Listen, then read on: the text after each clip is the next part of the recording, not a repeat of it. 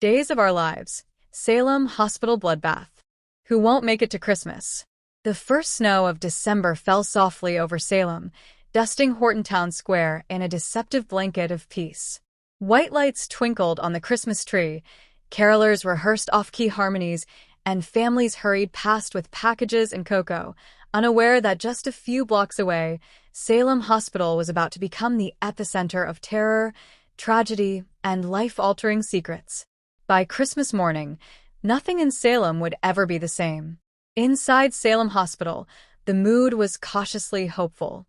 The holiday decorations were modest but heartfelt, garlands taped to nurse stations, a plastic wreath crookedly hanging near the elevators, and a paper snowman drawn by a pediatric patient smiling bravely despite an /4 taped to his arm. Kayla Brady adjusted her lab coat and glanced at the clock. "Let's pray tonight stays quiet," she murmured. "Don't say that out loud," Marlena Evans replied gently, sipping lukewarm coffee. "This is Salem." They shared a knowing smile, one born of decades of disasters, near-death experiences, and miraculous survivals.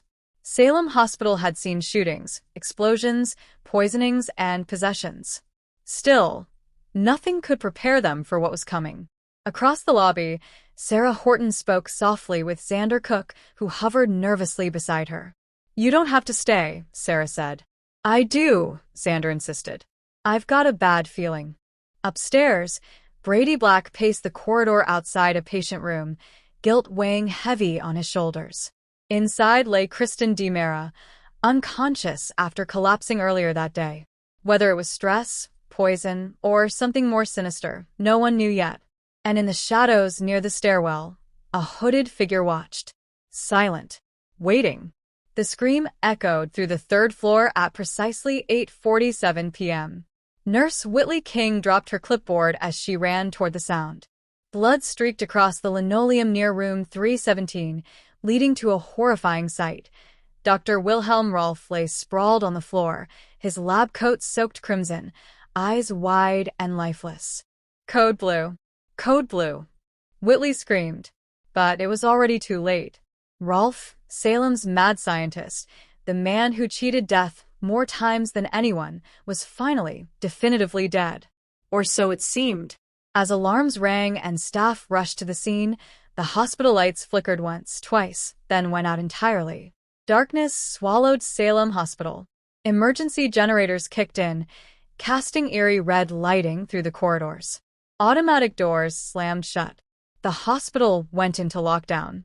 "Everyone stay where you are," Kayla ordered over the intercom. "This is not a drill." Panic spread instantly. Patients cried out. Families pounded on locked doors. Somewhere, a baby began to wail.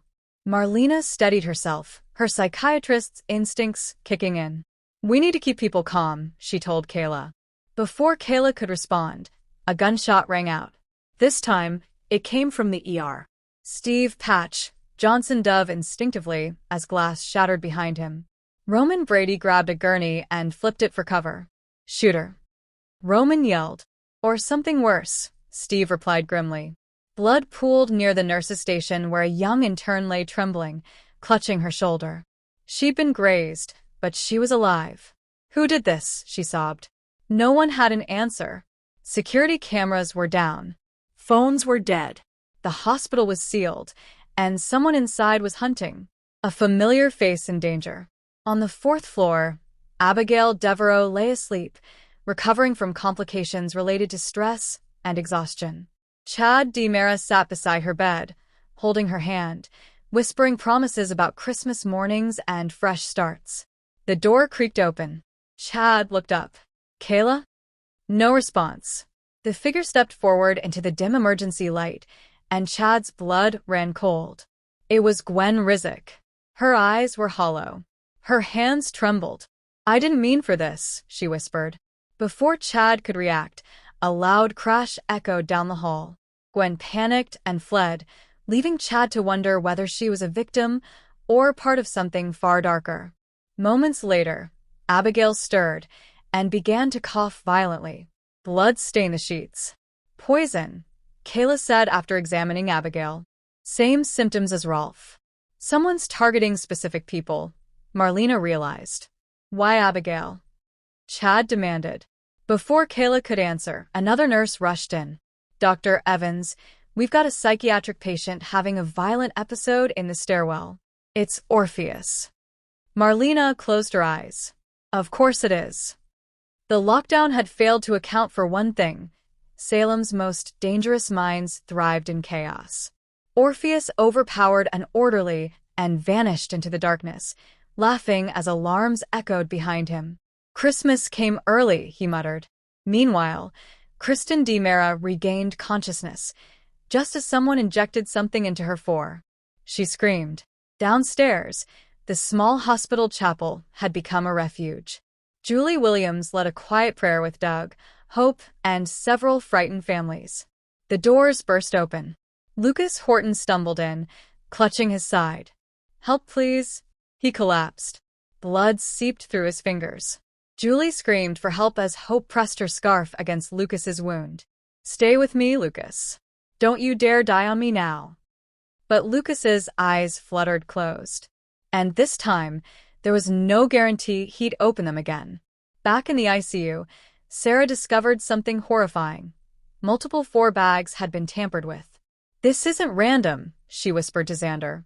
Someone planned this. Xander clenched his fists. Then we find them. As they moved through the halls, they overheard a whispered argument in a supply room. It was Brady. And Gwen. I didn't know he'd go this far, Gwen said, panicked. Brady snapped. You helped him. Footsteps echoed. The door burst open. A gun was raised. Xander shoved Sarah aside as the shot rang out.